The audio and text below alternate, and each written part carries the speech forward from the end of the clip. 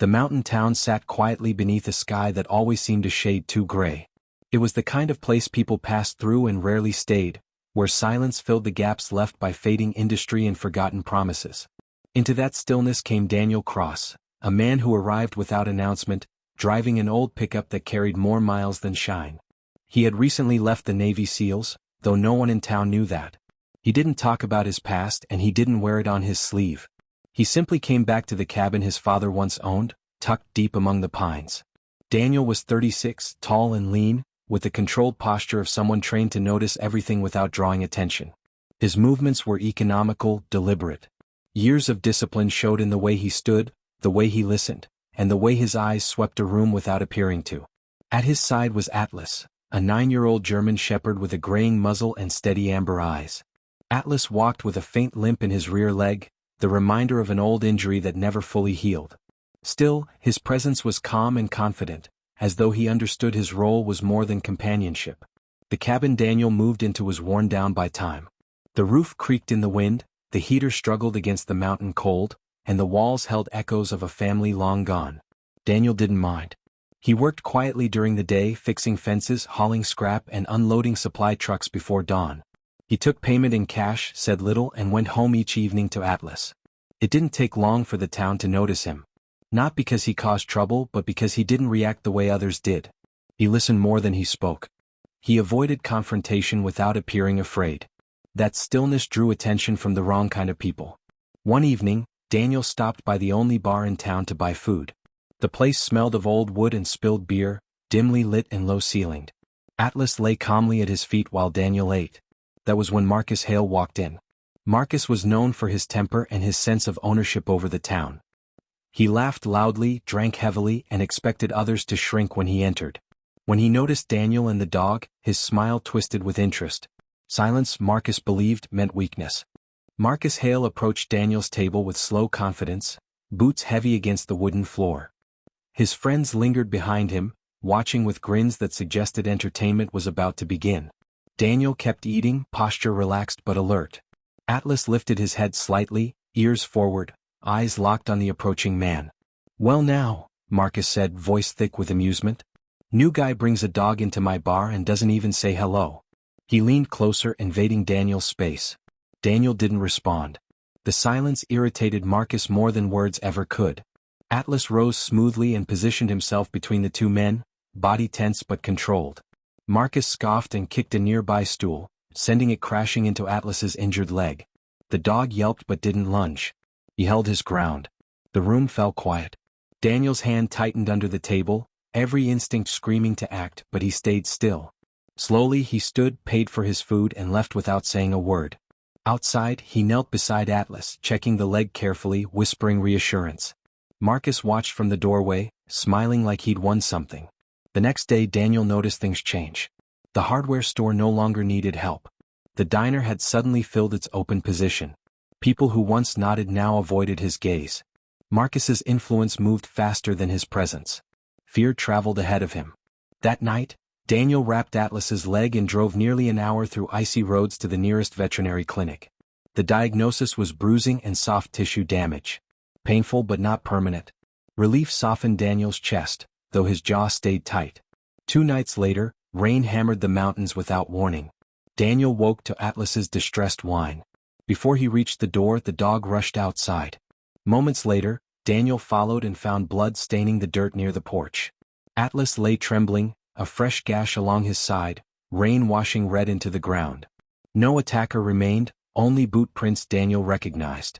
He lifted Atlas into the truck and drove through the storm, breath ragged, discipline cracking. At the clinic, the veterinarian worked quickly, stitching and bandaging the wound. When it was done, she placed a firm hand on Daniel's shoulder. "This won't stop on its own," she said quietly. Outside, Daniel leaned against his truck as rain slowed to a drizzle. For the first time since leaving the service, he cried. Not loudly. Just enough to let something break free. Silence had protected him once. Now it had failed. And Daniel knew the cost of restraint had reached its limit. Word reached Daniel without anyone directly speaking it. A mechanic closed early. A cashier hesitated before meeting his eyes. Finally, the bartender quietly mentioned that Marcus and his men would be gathering at the abandoned freight warehouse near the rail line that night. No invitation was needed. The message was clear. As dusk settled over the mountains, Daniel checked Atlas's bandages carefully. The dog was weaker but determined, insisting on standing beside him. Daniel knelt and rested his forehead briefly against Atlas's. "Stay close," he said softly. It wasn't a command. It was a promise. They walked instead of driving, boots crunching along the dirt road. Voices echoed through the broken walls of the warehouse as floodlights cast harsh shadows across rusted metal. Marcus stood at the center, confident and loud, feeding on the attention of the men around him. When he spotted Daniel, his grin widened. "Look who finally grew a spine," Marcus called out. "Thought you'd learned your place." Daniel stepped into the light and stopped. Atlas moved ahead of him, growling low. Marcus gestured, and one man lunged forward holding a metal pipe. He swung not at Daniel but at Atlas. The sound that followed cut deeper than anger. Something inside Daniel snapped, not into rage but clarity. He moved fast. 3 steps closed the distance.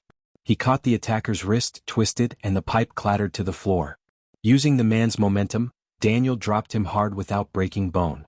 Another rushed in wildly. Daniel sidestepped, struck once and ended the fight. No wasted motion. No hesitation. Marcus stumbled back, shock flashing across his face. Daniel didn't pursue him. He knelt beside Atlas, checking for injury, resting his forehead against the dog's. Then he stood and faced Marcus. "This ends tonight," Daniel said calmly. Marcus sneered. "You could kill me right now." Daniel stepped closer, eyes steady. "I could," he said. "But I won't." The silence that followed was heavier than noise. Marcus searched for fear and found none. Daniel turned and walked away with Atlas at his side. Behind them no one followed. No one cheered. Something had changed and everyone felt it. By morning the story had already shifted. People whispered about what they'd seen. Not the blows but the restraint. A man who could have destroyed Marcus had chosen not to. That choice unsettled the town more than violence ever could. Over the following days things surfaced. An envelope slid under the sheriff's door. Recordings appeared. Receipts changed hands. One voice led to another. Fear loosened its grip, replaced by something quieter and stronger. The sheriff called the state. Investigators arrived without fanfare. Marcus was arrested 2 days later. He emerged from his house unshaven and frantic, confidence drained from his posture. As the cuffs closed around his wrists, he searched the gathered faces for allies and found none. Across the street, Daniel stood with Atlas at his side, hand resting gently on the dog's neck. He didn't look at Marcus. He was watching Atlas breathe. The town changed slowly. Doors unlocked earlier. Children rode bikes again. Laughter returned, softer and more real. Atlas healed with time, his limp easing though never fully gone. He took to resting on the porch, watching the road with quiet authority. Daniel stayed. He repaired the cabin instead of leaving. Word spread that he understood dogs not through force but patience. People came seeking help and Daniel gave it freely. Atlas often sat nearby, living proof that loyalty was earned, not demanded. One evening as the sun dipped behind the mountains, Daniel sat beside Atlas, hand resting on his back.